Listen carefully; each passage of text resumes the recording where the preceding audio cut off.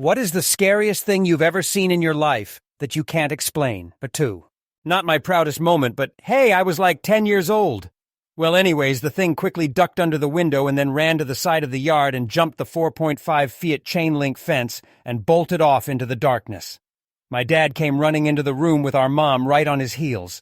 We were able to get out that something was looking through our window. So Dad ran back to his room and grabbed his shotgun and then headed out the side door of the house and into the backyard. Unfortunately, or fortunately IDK, he didn't find anything.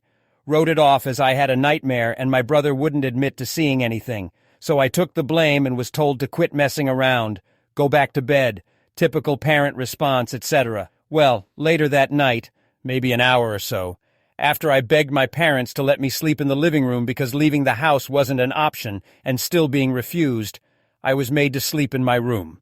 So again, my brother and I are in our room with these floor-to-ceiling windows. We are just completely rattled.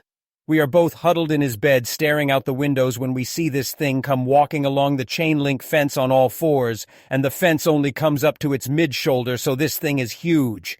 It sniffs the ground, does a few circles, and then hops the fence into the backyard like it's nothing. It walks over to the window and again gets nose to the glass like it's trying to see in. We are panicking the whole time. Well, my brother is like, fuck this. And soon as he steps off the bed, we hear this loud bang, and there is a flash of light. The thing at the windows gets knocked sideways, and without even missing a beat, it turns and runs across the full length of backyard, jumps the back chain-link fence. It cleared the fence the alleyway and then landed in the back neighbor's yard. This is easily a 15-20-foot jump minimum, clearing their fence like it was nothing, and was gone at a dead run, up beside that house and off into the darkness on the other side. My dad comes tearing around the side of the house with his shotgun in hand and makes a mad dash for the side door and slams it shut behind him. He is screaming and hollering, "We gotta go." We pack up and head to a hotel that night. My mom absolutely refused to believe we saw what we said we saw, and we only lived there for about 6 months.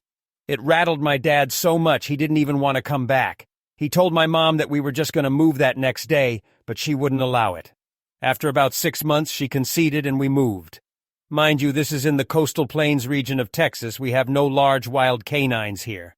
We have stray dogs and coyotes, but nothing that would even remotely touch on how big this thing was.